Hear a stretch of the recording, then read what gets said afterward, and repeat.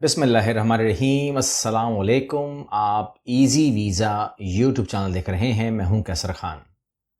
Canada ने 2025 के बाद जो कुछ भी हुआ 2026 में जो आपको दिया है, वहां से हमें ये आइडिया होगा कि हमें कनाडा को फोकस करना चाहिए, नहीं करना चाहिए, टारगेट करें ना करें, और अगर करें तो हमारे पास वो कौन सी ऑथेंटिक न्यूज़ है जिसकी बेस के ऊपर हम ये बात कर सकते हैं कि करना चाहिए। ठीक है, सबसे पहली बात। दूसरी बात यह है कि मेरे अल्फाज भी छोड़ दें, और कमेंट करने वाले जो कहते हैं मैं पहले से कनाडा में हूं और यहाँ पे हालात ऐसे हैं वैसे, उनको भी छोड़ दें।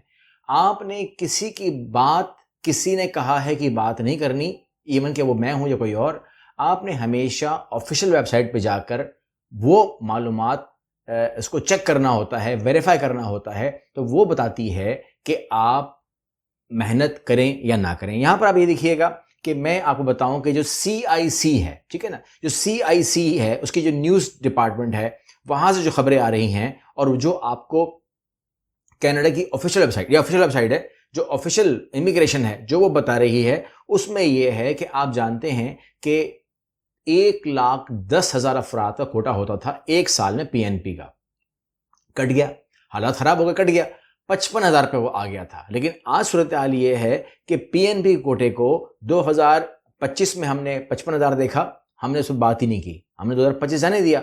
लेकिन 2026 के अंदर इस कोटे को एक बार फिर 95,000 कर दिया गया है। ठीक है, और इसका मतलब ये हुआ कि मामला वापस ट्रैक पे आ गया है, सीधा 55 से 95,000। ठीक हो गया जी। जब हुआ तो हमें इतला आ गई, हमें तमाम डिटेल मिल गई। तो हमने कहा कि जी क्या हुआ है, क्या मामला हुआ है। तो यहां पता लगा कि जो सूबे हैं उनको वर्क फोर्स शॉर्टेज है।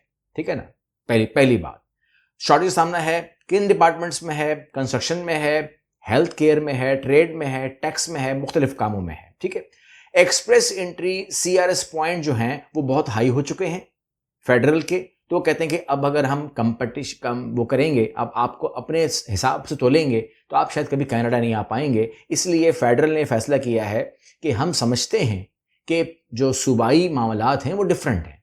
ठीक है ना, कहीं पर वर्क फोर्स कुछ और चाहिए, कहीं पर कुछ और चाहिए, और उन मामलात के अंदर इतना CRS स्कोर आ नहीं सकता, तो उनको आज़ादी दे दी जाए। आज़ादी किस तरह दे सकते हैं आप? आज़ादी दे सकते हैं आप उनको, जो उनका PNP स्कोर है, CRS स्कोर है, उनको उनकी मर्जी पे छोड़ दिया जाए कि वो जिसको भी मर्जी पिक कर लें। ठीक है ना, अब जाहिर सी बात है, अगर उनको, मिसाल में दे रहा हूं आपको, अगर कंस्ट्रक्शन वर्कर चाहिए और आपने उसको मुकाबला करना है एक PhD से या उससे भी ऊपर से, तो जाहिर सी बात है कि वो तो फिर जिंदगी भर नहीं आ पाएगा। तो यहां पर उन्होंने सिस्टम दे दिया है। अच्छा, आप कहते हैं किनको फायदा होगा, तो यहां पर आप समझ जाइएगा कि कैंडिडेट जिनके पास लो या CRS स्कोर बहुत कम है। ठीक है ना, क्योंकि यहां पर वो बिल्कुल इस बात को इग्नोर करके बैठ गए हैं। उन्होंने कहा कानून है कि हम CRS नहीं देखेंगे, हम देखेंगे भी बंदा हमें चाहिए कि नहीं चाहिए, डिमांड शॉर्टेज। उसके बाद इंटरनेशनल ग्रेजुएट्स जो कनाडा में मौजूद हैं, पढ़ रहे हैं, उनको भी मौका दिया जाएगा। इसके अलावा वर्कर जो सूबाई डिमांड प्रोफेशनल पूरी करते हैं, उनको भी मौका दिया जाएगा। ये सूबा कह रहा है हमको हेल्थ वर्कर चाहिए, हमको होटल डिपार्टमेंट में लोग चाहिए, हमको टेक में लोग चाहिए, हमको ट्रेड के लिए लोग चाहिए, तो उनको भी मौका दिया जाएगा।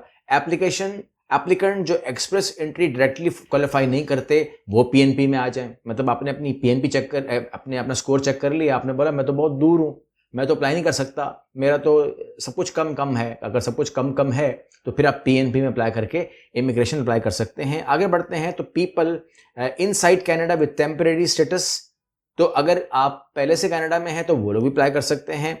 अगर आप बिजनेसमैन हैं, अगर आप एंटरप्रेन्योर हैं, ठीक है ना, तो इन स्ट्रीम्स को भी उन्होंने कहा कि हम इसको भी डिमांड पे उठा लेंगे। तो अगर आपके दिमाग में ये है कि यार मैं अपना काम कर लेता हूँ, ठीक है ना, मैं अपना काम कर लेता हूँ तो मुझे फ़ायदा होगा, तो आपको भी वो सूबाई हुकूमतें जो हैं वो आपको इन्विटेशन दे सकती हैं इंटरेस्ट का कि आप आएँ और हमारे पास काम कर लें। तो ये बहुत ही एक अच्छी मामला तो है। अब इसका हम प्रोसेस समझते हैं। प्रोसेस ये है कि आपको सबसे पहले ये चूज़ करना है कि आप कौन सी PNP का इंतखाब करना चाहते हैं। आपको मिसाल देता हूँ, आप जानते हैं कि ओंटारियो की है OINP, आप जानते हैं कि ब्रिटिश कोलंबिया की BC PNP है, इसके अलावा अल्बर्टा की है AAIP, आप जानते हैं सस्कैचुअन की SINP, ये इन सब पे हम वीडियो बना चुके हैं। सबमिशन करनी पड़ेगी आपको एक्सप्रेशन ऑफ इंटरेस्ट, ठीक है ना, EOI, जिसके बदले में आपके पास IT आएगा और ITA के बाद PNP की नॉमिनेशन होगी, जिससे आपको 600 पॉइंट मिलेंगे, जिसके बाद आप फेडरल को फीस जमा करवा के अपना इमिग्रेशन हासिल कर लेंगे। ये बहुत ही आसान और बहुत ही फास्ट प्रोसेस है कनाडा के लिए, और परमानेंट रेजिडेंसी है, ये कोई छोटी बात तो है नहीं, और पूरे फैमिली के लिए है, इसमें कोई छोटी बात नहीं है। ओके जी, इसके बाद जो आप लोगों का एक बड़ा सवाल हमेशा ही रहता है कि एज के बारे में आपने बताया नहीं, तो एज यहाँ पर साफ लिखा हुआ है कि हमें एज के बारे में बात नहीं करनी है। फिर भी मैंने तफसील पूछी तो पता लगा कि अगर आपकी एज 20 साल से लेकर 29 साल है तो आपको 30 पॉइंट मिलेंगे, जो पूरा स्कोर काउंट होगा। इसके अलावा उसकी कोई वैल्यू फिर पीछे रह नहीं जाएगी, जो भी है मामला। क्योंकि आप खुद समझ जाइएगा कि अगर 520 का कट ऑफ स्कोर है एक्सप्रेस एंट्री का, आपने बात समझ नहीं है, 520 स्कोर हासिल करने पर एक्सप्रेस एंट्री में आपकी इमिग्रेशन कंफर्म होती है। लेकिन अगर आपको PNP की इन्विटेशन आ जाए तो वो आपको 600 स्कोर देती है। तो ये अमल करने के बाद किसी चीज़ का जवाज़ रह नहीं जाता कि मेरे 30 नंबर कम है या 20 कम है, इससे कोई फ़र्क पड़ता नहीं है। इससे बाद जो आगे अगला पॉइंट आता है वो आता है कि कितना स्कोर दरकार है। मैंने कहा कि उसकी वो ख़त्म हो जाती है, अहमियत ख़त्म हो जाती है। फिर आप आ जाते हैं कॉस्ट के ऊपर। कॉस्ट जो है वो क्या हो सकती है जो आपके माइंड में बननी चाहिए। कैनेडियन, अगर मैं कैनेडियन की बात करूं तो अगर आप ओंटारियो की PNP में जाना चाहते हैं तो ये तकरीबन $1500 से $2000 आपके इन्वेस्ट हो सकते हैं। अगर आप ब्रिटिश कोलंबिया करेंगे तो 1475 लगा लीजिएगा। अगर आप अल्बर्टा करते हैं तो 840 कर लीजिएगा। अगर आप अदर में जाते हैं तो वो तकरीबन $250 में हो जाती है। It's all depend on you कि आप क्या करना चाहते हैं, ठीक है ना।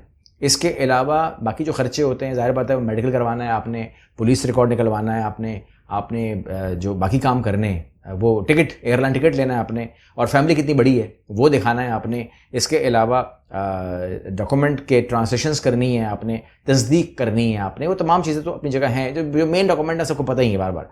लेकिन मेन चीज़ ये है कि मेरा ये जो इस पर बात करने का मकसद मेरा ये है कि मुझे बताइए कि क्या हम इसके अंदर आगे बढ़ रहे हैं कैनेडियन इमिग्रेशन के साथ, या ये चीज़ अब दुनिया में ख़त्म हो रही है। नंबर 1 बात आपने खुद कमेंट करना है। नंबर 2 कि अब जो टाइम आ गया है, आप जानते हैं कि आज 14 मेरे पास इस टाइम 14 जनवरी है, तो तकरीबन अब 1 हफ़्ते के बाद से मैं आपको अपनी असेसमेंट्स के लिए मैं आपको मिलूँगा लाहौर के अंदर। लाहौर मेरा विज़िट होगा। मैं ऑलमोस्ट 20 तारीख के आसपास मैं इंशाल्लाह ज्वाइन कर लूँगा लाहौर ऑफिस को, और आप लोग वहाँ पर आकर अपनी असेसमेंट या अपने जो भी आपकी मशावरत है, आपकी इन्फॉर्मेशन है, आपकी असेसमेंट्स हैं, जो कुछ भी है, या जो भी और चीज़ें हैं जो भी अनाउंस की गई हैं वो भी हैं। इसके अलावा भी बहुत कुछ है, लेकिन वो जब मैं वहाँ पहुँचूँगा, ज़िंदगी और सेहत शर्त है, तो जब मैं वहाँ पहुँचूँगा तो मैं आपके सामने वो खोल कर रख दूँगा कि ये तमाम चीज़ें भी हैं जिनको आप अवेल कर सकते हैं, और जो और मामलात हैं उनको भी फिर हम गाहे बगाहे डिस्कस कर लेंगे इंशाल्लाह। अगली वीडियो मिलते हैं। अल्लाह हाफ़िज़।